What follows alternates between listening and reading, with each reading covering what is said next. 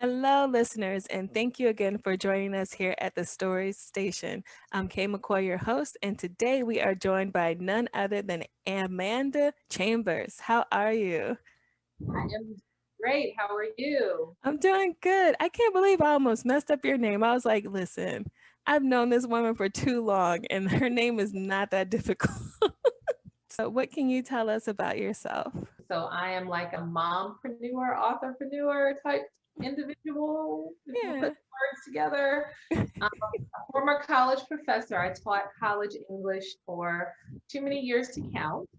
And then I veered off into what I really I love teaching. I will always love teaching. It will always hold a special place in my heart. And I'll probably never ever completely leave the academic world, but I always wanted to be a writer. I always wanted to be an author back when I was sneaking my mama's Harlequin romance novels.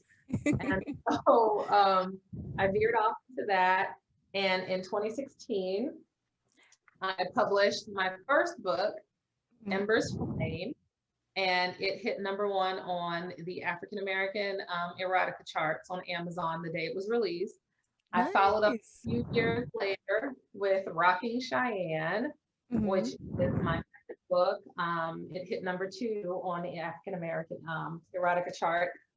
I also have uh, Love by Chance, which is in ebook form only, and that is on Amazon. And I have some amazing releases coming this year to celebrate my big 4-0 birthday. So the goal is by the end of this year to have released 10 new books. We'll see.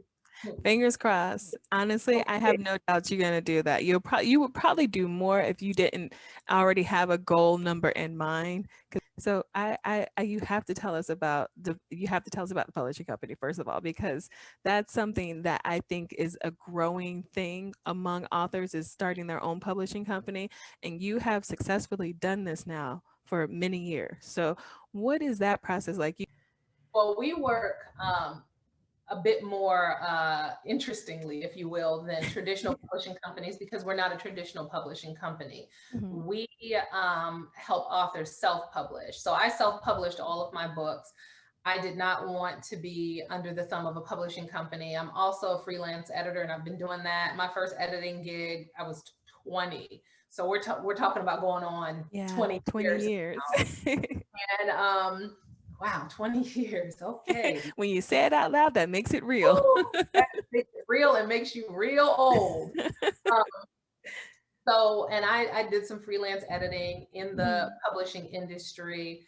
And, there are merits. I'm not saying that there are not merits to being with a larger traditional publishing company. I'm not saying that they're all bad. I'm not saying any of that. I'm saying that it did not fit me. Mhm. And so I decided to self-publish. And when I saw the success that I did, people started, hitting me up, hey, you know, can you help me? Can you help me? And what I did was I parlayed that into a company that I help authors self-publish, but it goes further than the typical companies that help self-publish, where it's like, okay, give me your book. Here it's edited. Yeah. Here's a book Oh. cover. Send you on your way. And Mhm. I've created a community.